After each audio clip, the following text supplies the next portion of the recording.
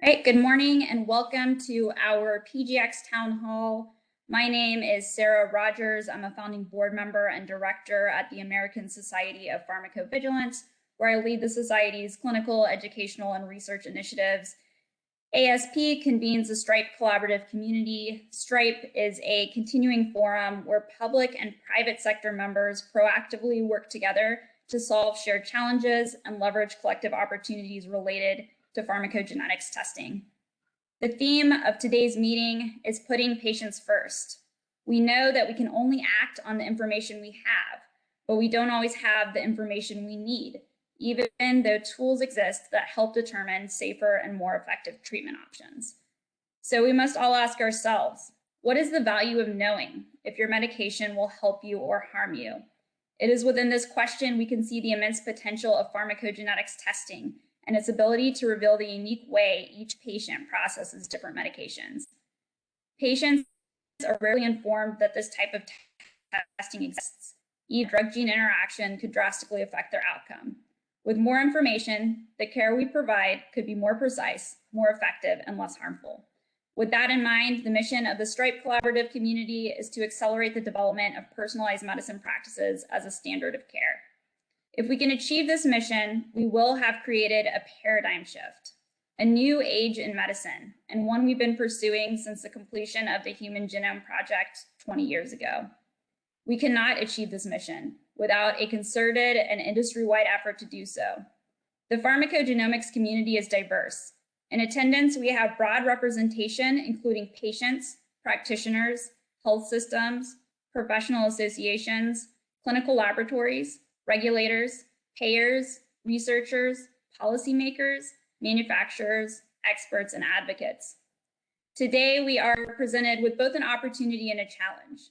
The opportunity to help mold and shape a proposed policy that seeks to broadly incorporate pharmacogenomics into healthcare, and the challenge to effectively utilize this diverse ecosystem and work collaboratively to advance policies that benefit the patient as well as all of our distinct but interrelated goals. Thank you for being here. Your perspective is essential in advancing the mission of STRIPE. I will now pass it over to my colleague here at ASP, Ben Brown. Ben serves as the Society's executive director, and together we lead ASP's participation in the collaborative community. Thanks, Sara. For those of you that we've already met, it's great to see you again. And for those of you who we have not met, let me build on what Sara just said and welcome you into our conversation today. We are a community of diverse professionals uniting over 15 sectors with one overarching mission. We are a community of diverse ideas with one overarching mission. And we are a community with diverse ways of thinking with one overarching mission. Our community was established with the commitment to all founding members that every point of view is important. Each of us needs all of us. Our town hall today seeks to create a forum to share, speak, and hear new ways of thinking about key issues underlying the progress and advancement of varying aspects of pharmacogenomics. Here's what we're going to cover today. We're going to start with the presentation on lessons learned from 20 years in PGx. We're going to transition to highlights of the proposed policy, a health policy landscape from other speakers, policy process, then we're going to have an open discussion and forum where everybody on the phone call today can share their points of view and make sure that your voice is heard. And so next, I'd like to introduce you to our first speaker today. From Invitae, Kristine Ashcraft is the head of Pharmacogenomics, and she's going to bring you up to speed on 20 years worth of lessons learned in the field of PGx. With that, I'll turn it over to Kristine. Thanks so much, Ben. Share slides, one moment.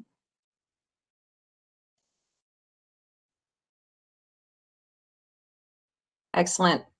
Well, I'm not going to be able to speak to absolutely every lesson learned in 20 years in pharmacogenomics, but I have had the opportunity over the last several months to speak with a lot of policy experts, including the team at G2G, about some of the lessons learned and specifically those lessons they felt we could help address with public policy efforts and governmental efforts. So I will not spend as much time as I usually do building the case for pharmacogenomics. The assumption is that everybody on this call is very aware already of the dramatic impact that pharmacogenomics can have on care. But I will preface before I get into the actual lessons that we should never, ever, ever, ever lose track of the why. I tell this story often at the beginning of pretty much every presentation I give on pharmacogenomics, but I think it's an important one. It's now been over 20 years since I read an article about this little boy named Michael who had died of an overdose because he had a pharmacogenetic variation that, in concert with his other medications, led to toxic levels of Prozac in his system. Since then, we've come a long way, but unfortunately, if Michael went to the doctor today, he would probably face the same tragic outcome. I will dive into why we're doing this, but I would say keep top of mind always the why. We're all in this because it is the right thing to do for patients. What we're working on has the ability to save lives, improve patient care, and reduce costs. We have the ability to reduce adverse drug events and hopefully eventually eliminate avoidable adverse drug events. So lesson one, and I applaud the recent efforts of the AMA and ASHP to put forward some CME and CPE, but practitioner and patient awareness and education is key. The associated problem that we can work on from a policy perspective is that the lack of pharmacogenomic awareness and understanding to enable access for all patients. So case in point. In a survey, and mind you, this survey was actually done at Ignite sites. So these are sites that are already integrating genomics into practice and have been for a number of years. They did a survey, and in sites that are actually actively integrating genomics, 77% of practitioners said that they felt pharmacogenetic testing was relevant to their current clinical practice, yet only 30% of them felt confident in their ability to use the results. Clearly, this is a much bigger issue beyond the walls of systems that are already broadly implementing genomics as an Ignite site.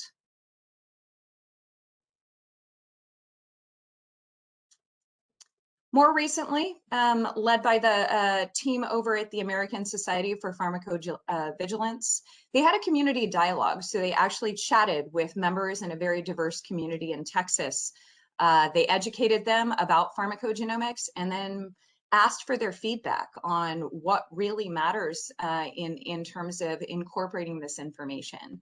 And pretty much unanimously, and I think it actually was unanimous, everybody felt that patients should be informed about genetic tests that could impact their care, including pharmacogenomics.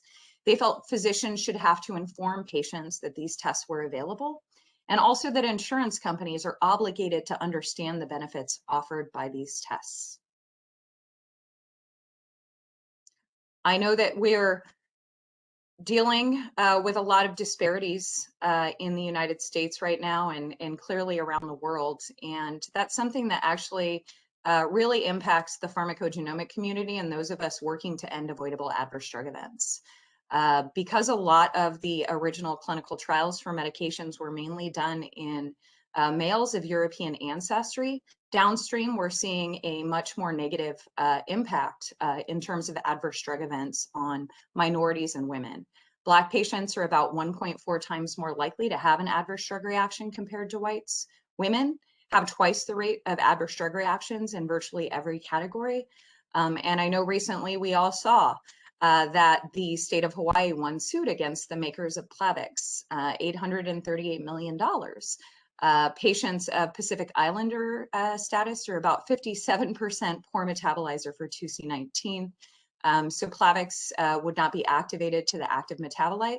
A much bigger impact clearly in the state of Hawaii than in other areas in our US. But being aware of the impact that this has is especially important. And in terms of the patient and provider education, I would say we have to also remember that a picture is often worth 1,000 words. This icon on the left with the two bars next to it. A few years ago, Magellan was running a randomized control trial in patients that were receiving telephone medication therapy management. And for the patients that agreed to be in the study by phone, only about half of them were returning the kit, which came with a very long informed consent. And then we got permission to update the kit that was sent out to include this bar graph that just showed emergency room visits and hospitalizations before and after incorporating pharmacogenomic testing in another study that was already published. Once that graphical element and some of the benefits were explained, in addition to the very long list of potential issues in the informed consent, the opt-in rate doubled. I just say that because we need to remember to make sure that we provide accessible information that highlights both any risks that exist, but also makes clear the benefits for both providers and patients. So lesson 2, drug and disease silos prevent progress and cause harm. A problem we can address from a policy perspective that flows from that. There's inconsistent reimbursement and blocking of data sharing. I ask a question. If you were driving on a highway and up ahead it was closed, would you only warn the trucks that it was closed, or do you think that that information would be useful to people in cars as well? Seems like a silly question, but it's the way that we incorporate pharmacogenomics right now, or the way reimbursement is aligned. Usually they only cover a drug gene pair, or it's very disease focused, although the Medicare local coverage determinations are starting to move in the right direction. I was actually speaking at a State of Reform conference in Hawaii a few years ago, and a pharmacist came up to me and she was like, I completely agree with you. I received a report for depression treatment for a patient that said they were a 2C19 poor metabolizer, provided a color-coded list of antidepressants by expected genetic interaction severity, but of course mentioned nothing about Plavix. Thankfully, I knew that a patient that was a 2C19 poor metabolizer shouldn't be on Plavix and reached out to their cardiologist. But this is the danger when we force labs to focus on these drug gene pairs or these disease states, when often laboratories are running multi-gene panels and we can't even report on additional information if we want to. This bar graph, we just grabbed a sampling of patients that were referred on Plavix to our laboratory, and over 60% of them had a significant drug gene interaction for another gene. So if we are focusing solely on a single drug gene pair or a single disease state, we can miss significant information that is going to dramatically improve patient care. Vicky Pratt, Todd Scar, Colin, Peter recently couldn't have been better timing published actually on just this issue, ending the pharmacogenomic gag rule, the imperative to report all test results. A lot of times when patients are referred for testing to labs, they're running a panel and they're forced to only report on a single test or a handful of those genes that are in the test because the way reimbursement is set up. They're sitting on information that could dramatically improve care for that patient the rest of their life. Lesson 3, pharmacists are an underutilized and needed resource for medication optimization. The problem we can address with policy is the insufficient use of pharmacists. So pharmacists are accessible medication experts. We are staring at a shortage of physicians. And we also, back to the diversity, equity, and inclusion standpoint, there's a lack of access to care, especially in areas where people tend to have less money, less resources. But 90% of Americans live within 5 miles of a community pharmacy. Pharmacists are also medication experts. They complete 5 times more hours of coursework in pharmacology and pharmacotherapy than physicians. Clearly, they're both very important members of the care team.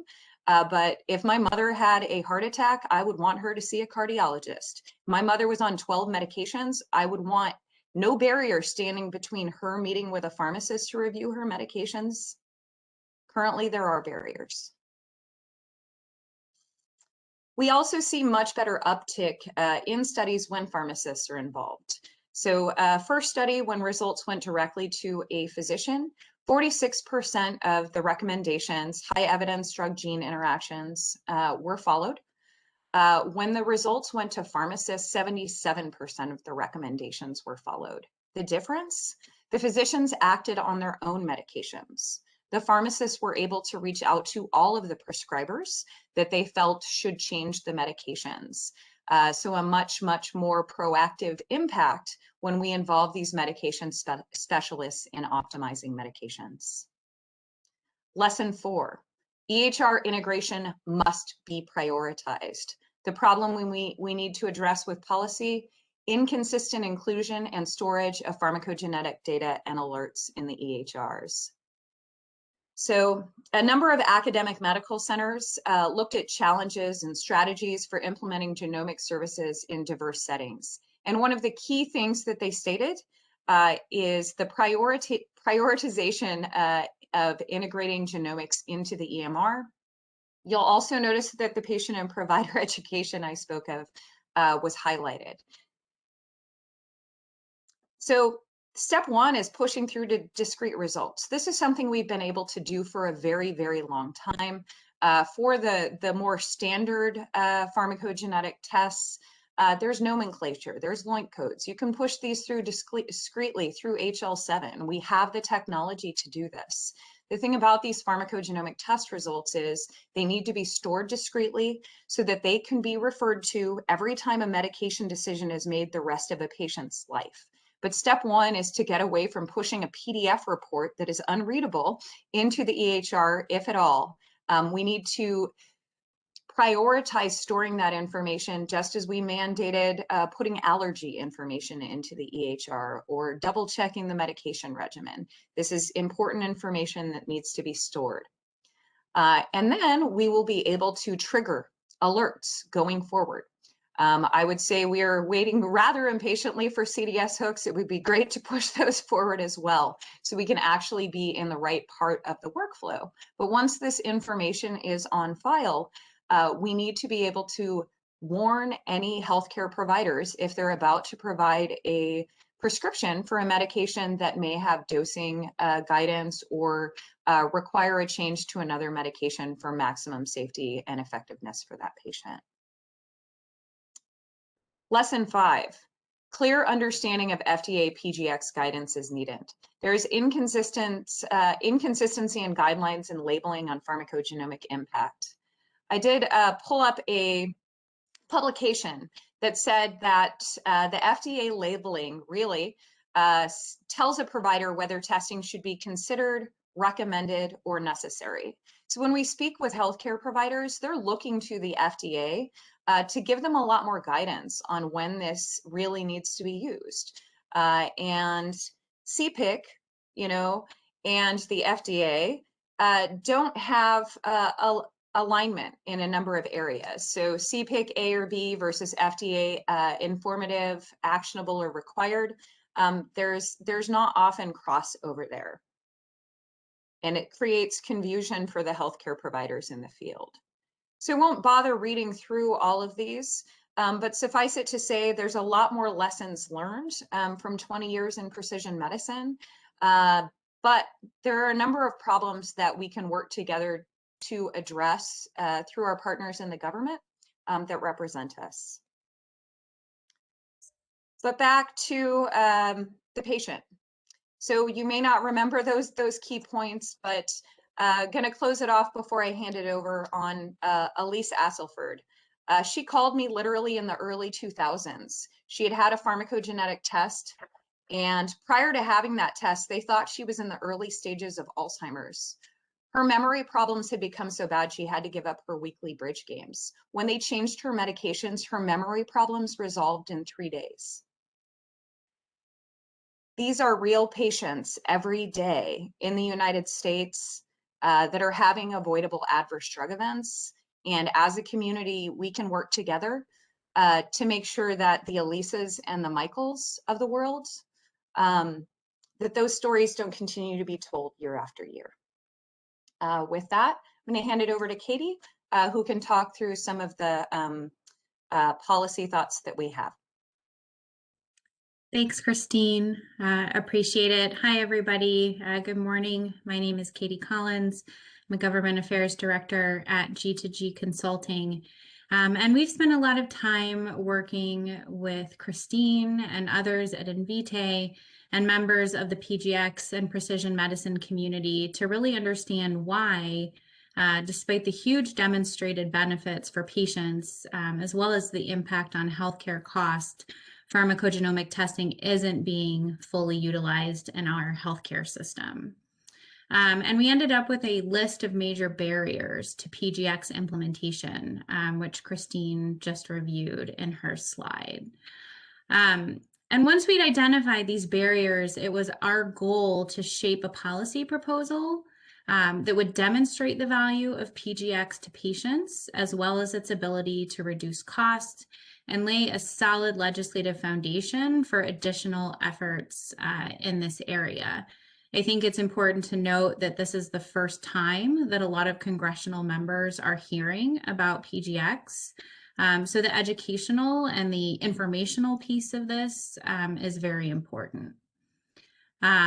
We've been speaking with lots of folks on the Hill, in addition to reps Swalwell and Emmer, and we'll hear from their staff later, but have had strong collaboration, in both the House and the Senate, across both sides of the aisle, which is really wonderful to see this type of engagement on this issue.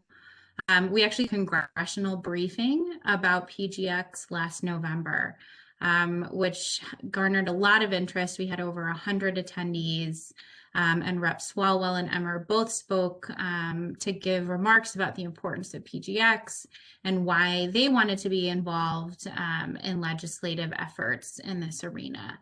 We had attendance from other members and their staff, and it was a really nice kickoff point as we began to work on this policy proposal.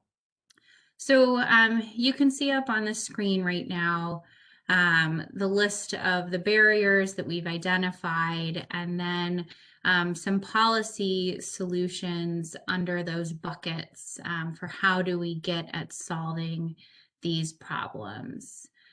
So Kristine talked about awareness and understanding.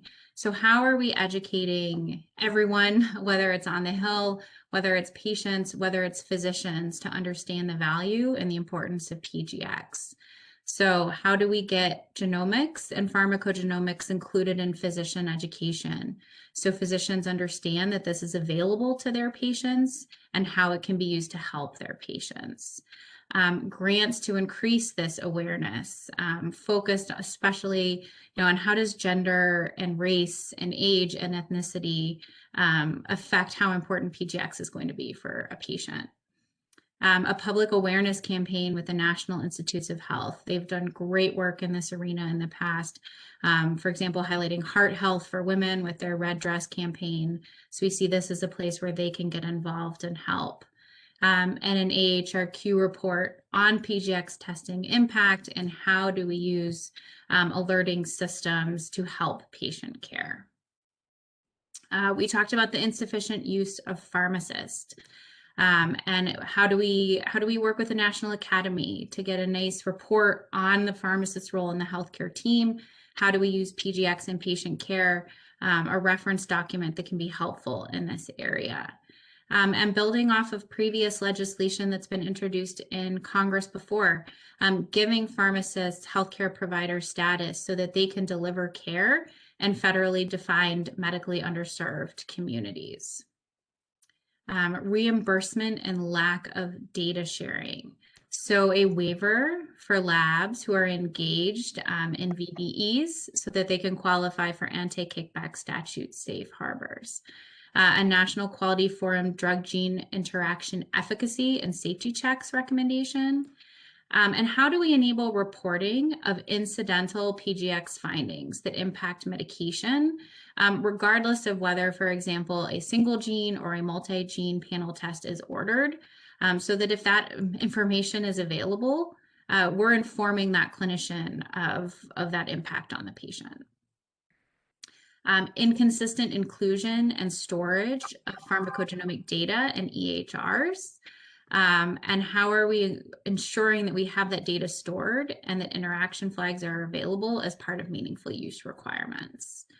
And finally, inconsistent labeling on PGx impact.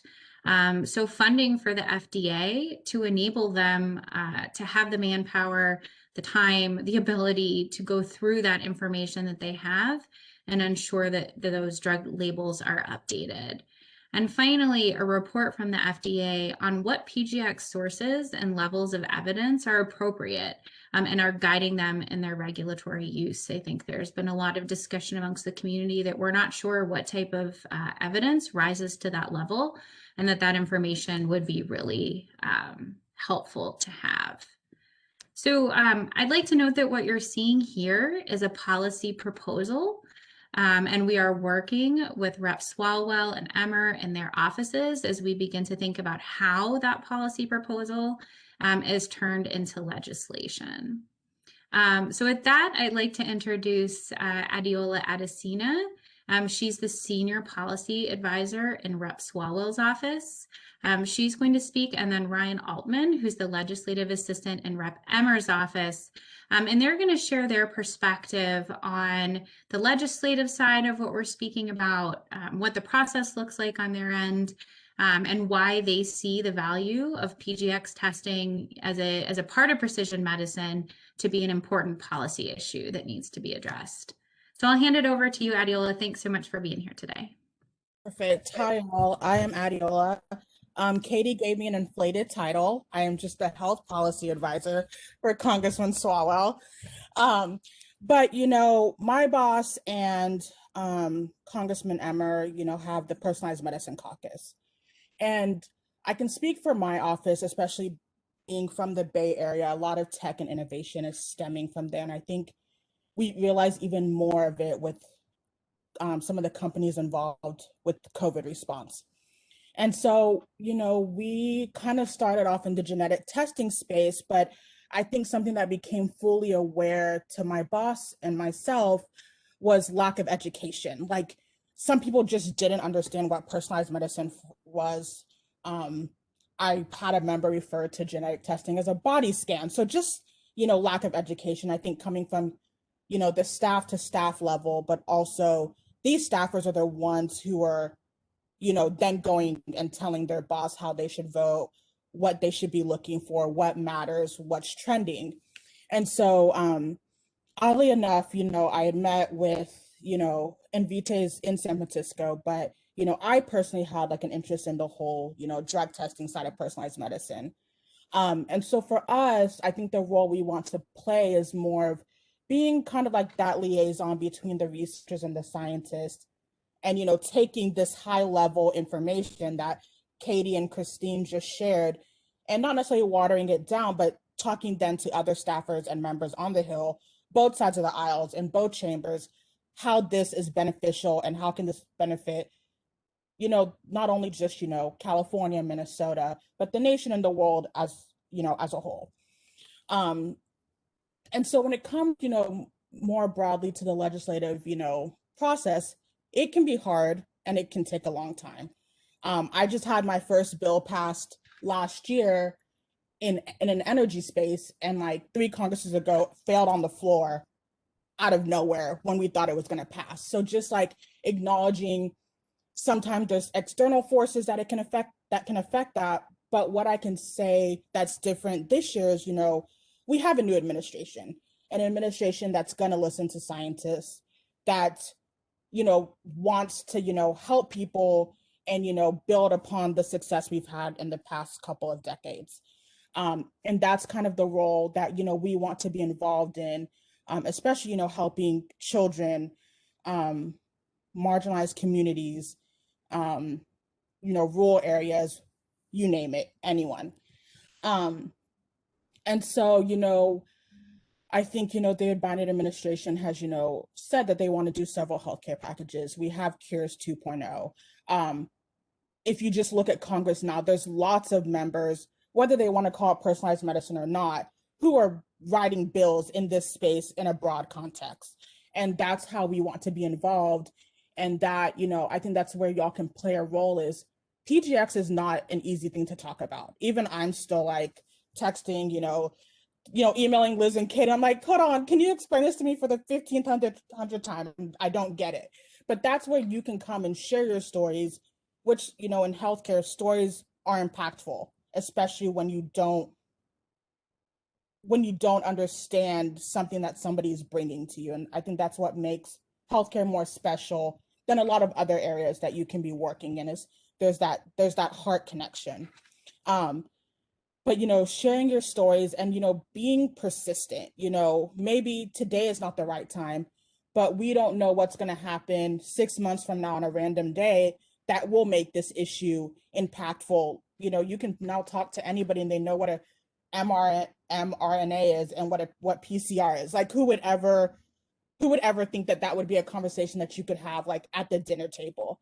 So definitely, like, top thing, always be persistent, always follow up, and, share your stories. That's, like, the biggest part. And I think the rest will kind of fall, into place the way it's supposed to. And that's kind of all I have to say on that front. And I guess Ryan can probably add to that as well.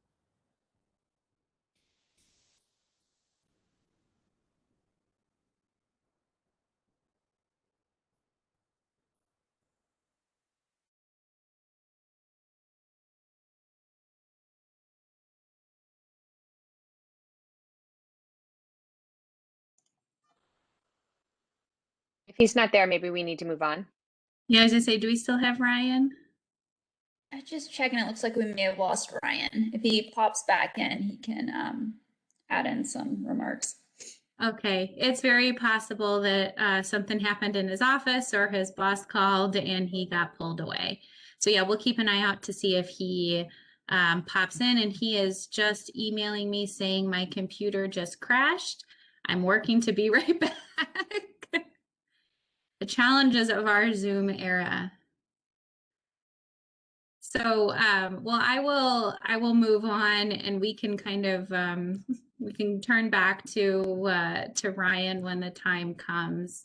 So, I don't know if Ben and Sara, you wanted to open it up for conversation and questions. We can turn to Ryan when he gets back. Yes, absolutely. So thanks again to all the speakers that have already shared with us this morning, and a lot of information was shared. Hopefully some of it has been able to be digested in the last few minutes, but really, this is a community call, and whether it's in the chat box, we'd like to hear from community members that might have some specific questions. A couple came in, or I got an email that I'd like to maybe kind of kick off to either Kristine or Adeola, and then I think as more questions come in, we'll just keep it very lively and open. But one of the first questions that had come in is, so there are a lot of issues that were presented there. It seems like a pretty broad agenda, and maybe we could provide some feedback to the founding members on how are maybe specific issues prioritized. So we know we talked about maybe 10 or 11 or 12 issues. It seems like there's a big give and take with the policy process on the Hill and in general. So like, how are maybe some of those issues prioritized over others, or how does that work? Well, I'm happy to pop in to talk about how we prioritize those issues in the policy proposal, and then maybe Adeola can share her perspective. But again, I think we were looking to get at education, and then, what were the largest barriers to entry for addressing PGx? So understanding that we're not going to solve the problem in one legislative fix. So how do we lay a solid foundation on the educational front, but then also for some of those barriers where we're just not going to make progress without changes in this area?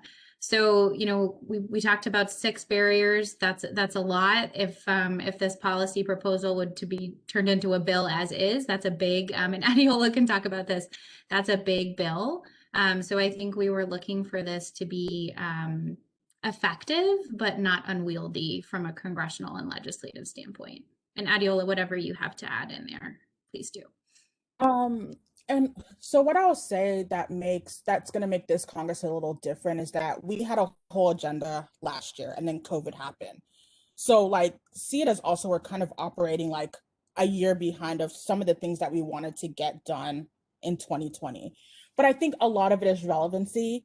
You know, I'm going on my 5th year working on the Hill, and I've seen an issue that I knew nothing about 4 years ago now be a top priority for, you know, half of the members of Congress. So I don't want to say things are prioritized. I think it's engagement. It's how many people understand what is happening. There are lots of diseases, lots of cancers, lots of disabilities. So, you know, healthcare is this weird space where when you want to pass something, you ultimately have to figure out a way to pay for it, which means sometimes getting rid of the other something else.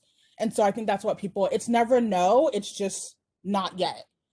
So operate under that. That's like kind of what I want, like to tell people. And I also operate where I would never want to pick up a piece of legislation that I didn't believe could pass one day. So like, I'm a firm believer that this bill can be done, whether it's done this Congress, next Congress, 5 years from now, it is going to happen. And I think, you know, just based off how many people are tuning into this and how many people turned into the briefing we did in November, there is a growing interest. I've had people pinging me about this, and I'm like, I don't even have text to share with you, but like, I'm glad you're ready to be engaged the minute, you know, we're dropping this bill. And that's, I think, what can affect, you know, and I think also on the House side, you know, if you have those connections to Energy and Commerce Committee and Ways and Means Committee, they ultimately have sometimes the biggest influence, which is kind of one of the reasons why we have this caucus, because I think Emmer and my boss don't sit on healthcare jurisdiction, but we can use this caucus as a way to, you know, be helpful, you know, on an outside front in the same type of way, but also like very differently. You know, another question and kind of comment that came in is it seems like with the new Biden administration, there's this theme of like patient-centeredness or patient first. And so there's some questions from the audience on how patients could get involved in this process. We have some patient advocates in the community, and Adeola had mentioned the power and importance of sharing your story. And maybe you could speak to like what opportunities may exist for patients to be able to share their story of either how they've been harmed or how they can be involved in this process. Yeah, so Go, Katie. Okay. No, I was just going to say, I think you're totally right. And Adeola mentioned this. We have a new administration that is healthcare focused and that is patient focused. I'm actually a former Biden employee myself, working on the White House Cancer Moonshot, and then at the Biden Foundation and the Biden Cancer Initiative. And I think due to personal experience, he understands just how important the patient is. And from his work in cancer, you know, we've done a lot. We have a lot of research. We have a lot of proof points in this area, and they're not always available to patients. They're not always able to be translated to making a patient better or saving a patient life. So how are we, you know, research is important. Everything, you know, that we do is important, but how do we put the patient at the center of the system and ensure that cures are getting to patients? So I think as Adeola mentioned, you know, the landscape is right for this. I think we have agencies that have that patient focused perspective, which will be very helpful for this effort, and I think wonderful for patients and for patient advocacy groups overall. In terms of getting involved, I know that Liz and Kristine and I would like to talk to you. And as this goes further along in the process to becoming a bill, you know, we can talk about letters to your congressman, to your senator, showing that there, you know, the patient is not faceless, that there are patients affected by this who this can help. So certainly a patient kind of engagement strategy will be part of this when this gets a little bit further down the line. And if you'd like to be a part of that, I know that we'd love to hear from you and we'd love to speak with you. Adeola, we have a diversity of professionals on this phone call today, some that are intimately familiar with the policy process, some upon which the policy process may be brand new. And so maybe you could maybe zoom out a little bit and provide some perspective for the audience members on what does the policy process entail?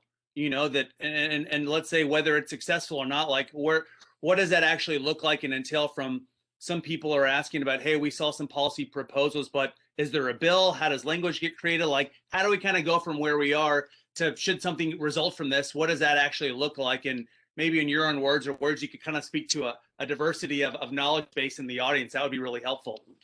So first of all, see the proposal or bill as like a living document.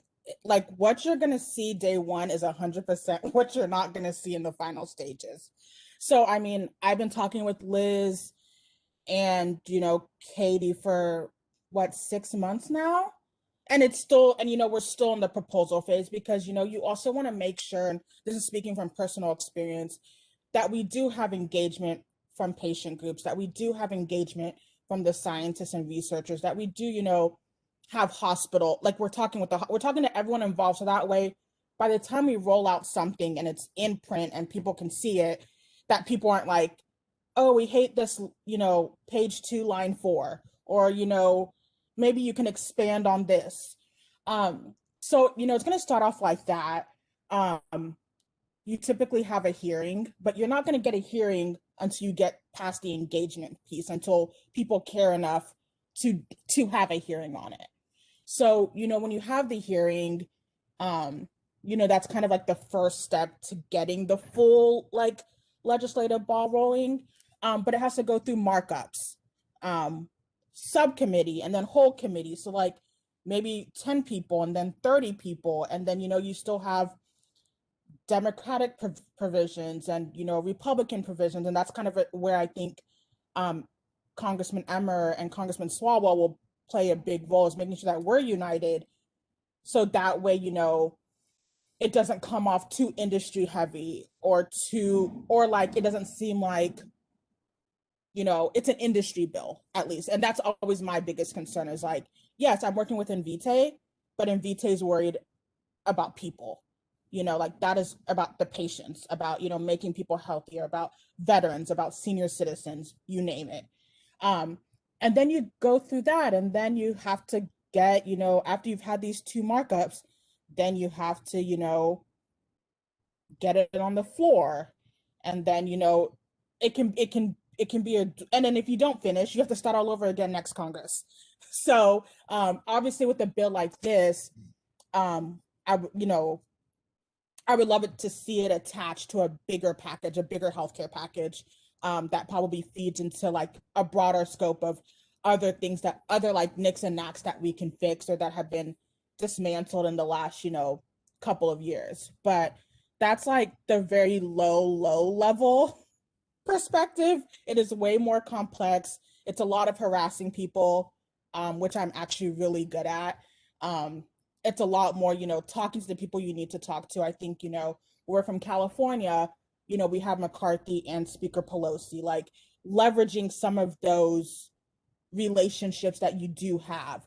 You know, it's awesome that, you know, Rep SU is based out of, you know, the Bay Area. So, you know, it's doing those things that can be helpful. It's, you know, leveraging, you know, relationships across the aisle with people, you know, you wouldn't work with in the judiciary space, but this representative may be a doctor and understands the scientific background with what we're working on.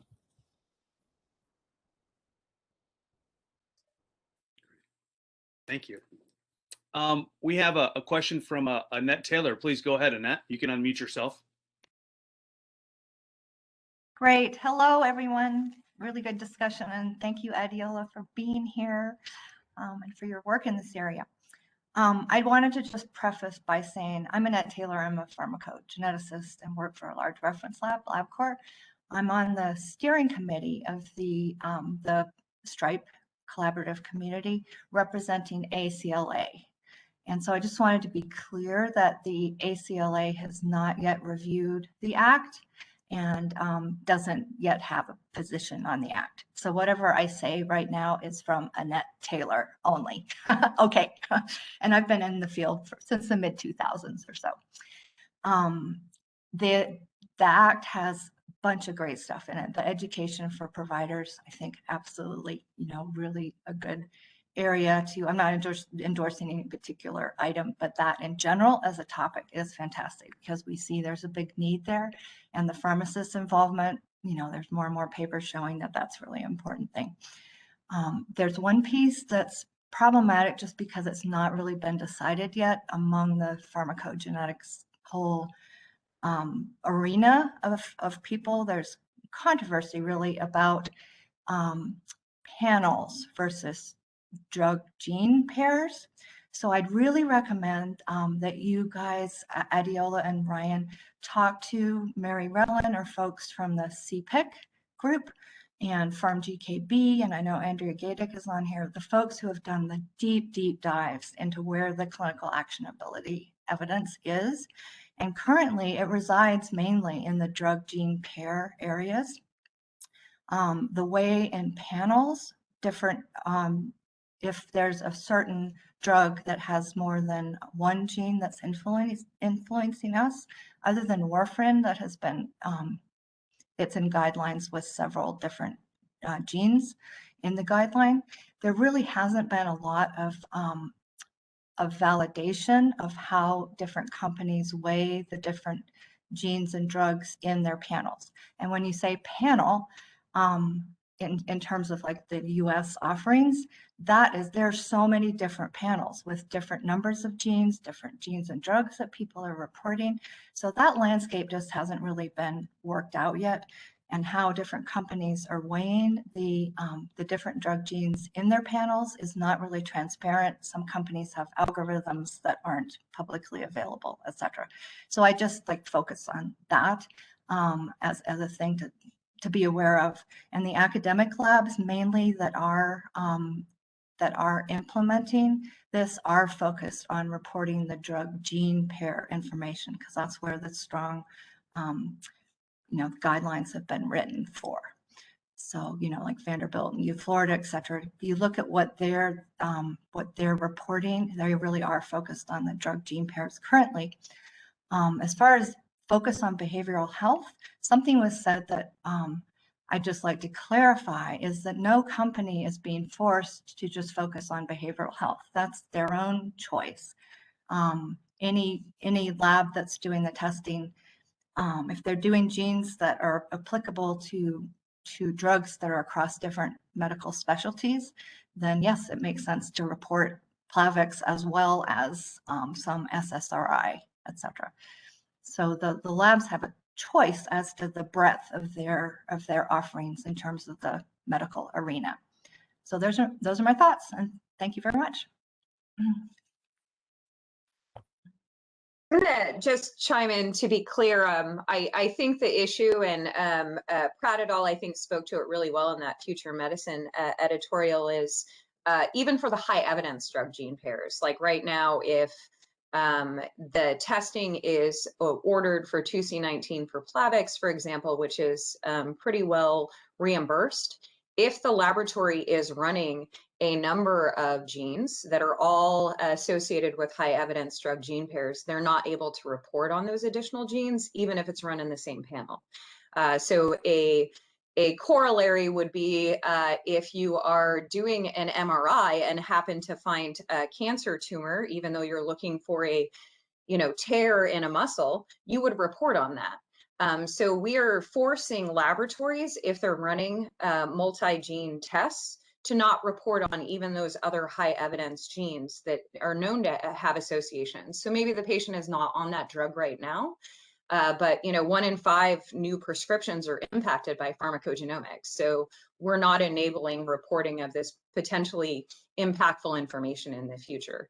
And I think that that's the concern, not reporting on things that are low evidence, or just to clarify. Yeah. And you mean who's not allowing it? FDA or reimbursement, or who are you saying? Reimbursement. Yeah, it's considered like you're not allowed to, because of reimbursement and the way reimbursement is set up, to like reflex. You can reflex test if it's like cancer, right? You're like, okay, we're going to report on these other genes because it's all for a cancer diagnosis. But because pharmacogenomics is much more broad, you can't do that same type of reflex. So. All right. We now have a question from Burns. Please go ahead. Sure. Burns Blaxall from the Christ Hospital, and we're in the process of implementing a really exciting broad panel pharmacogenomics study. And as always, Kristine and Adeola and Katie, great presentations. And again, as always, Kristine, a step ahead of me. One of my questions is what she just addressed with the reflex testing, which I think is a really important part of the bill to make sure that panel testing is available. I was actually going to take things in a little bit of a different direction based on some conversations I've had recently with folks who have wondered, and this is pertinent to a bill that's moving through Congress right now about getting CMS to cover genetic counselor appointments.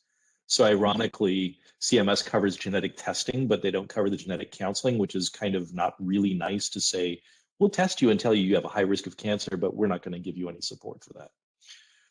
So that bill's moving through Congress, and some have wondered if genetic counselors could manage pharmacogenomics. And from my perspective, and I employ genetic counselors, and they're wonderful, they don't have the breadth to manage this, but I wonder if there's a way to merge kind of the clinical decision support with the counseling to incorporate pharmacists. And this is just kind of a random question, but I thought it'd be interesting to discuss from a bill process and policy standpoint. So, Adeola, Katie, you can just ignore my question, or you can answer if you'd like. I think you're referring to, I think it was Rep. Loebsack's bill last Congress. So I'm familiar with the bill, but I will say one of the strongest feedbacks I've received, and I'm not speaking for Congress, but at least me as a staffer, is there's still some work to be done on that bill. There's still quite a lot of people who are not happy, and I think this is where I think researchers and scientists can be more engaged, because I think sometimes those aren't the people we're necessarily talking to the most. But that's pretty much all I can say about the bill. I don't know, I guess, how it would play necessarily the same role with PGx. I think Katie or Kristine could answer that, but I will say it's not perfect. That bill is not perfect yet. Yeah, which is what I've heard, much to the chagrin of my genetic counselors. But I advocate very strongly the implementation science behind pharmacogenomics is a really difficult one. We're not going to get every physician on the planet to learn how to use it. And I think Kristine alluded to that very nicely in her proposal. So an expansion, there are a few states who have enrolled pharmacists in Medicare and Medicaid. And I think the more that we can push for that inclusion of pharmacists to be part of the clinical support and decision support group, the farther that this bill will go. I think it's a very important aspect of it. Thank you, Burns.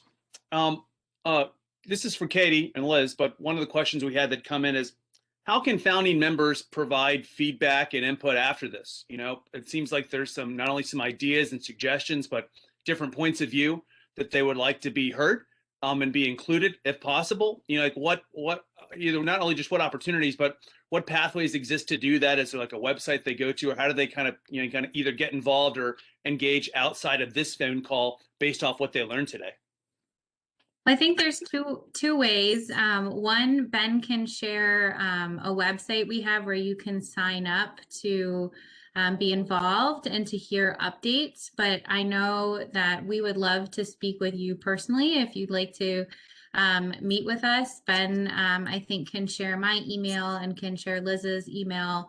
And we'd be happy to sit down with you and hear your feedback. We feel very strongly, as Adeola mentioned, that this needs to be a collaborative process within the community. It needs to represent different perspectives. So we'd very much like to hear yours and would love to hear from you. Great. Thank you. As we get close to wrapping up our meeting and town hall that we had today, I just wanted to put some things on the radar of everybody that's currently attending this meeting right now. Number one, we are actively involved with committee development. And for those of you that have been seeing the communications that have been going out, we're very close to standing up our evidentiary standards, consensus development, and study design task force. And for those of you that have expressed interest in a leadership role, we will be scheduling those meetings with you and other members of the steering committee to confirm that interest and discuss that further. If you have an idea or suggestion just based off today's phone call that you'd like to get to the leadership of the community, please feel free to send me or Sarah or anyone an email. My email is ben@stopadr.org. Also, get excited. There's some upcoming community events that are on the lookout that have been being worked on behind the scenes right now that we're really excited about. More opportunities to get engaged in the community. And finally, we're about to kickstart and formalize our strategic planning process. So be on the lookout for ways that each of you can provide your personalized input into the direction of our community, which is what we value and look for.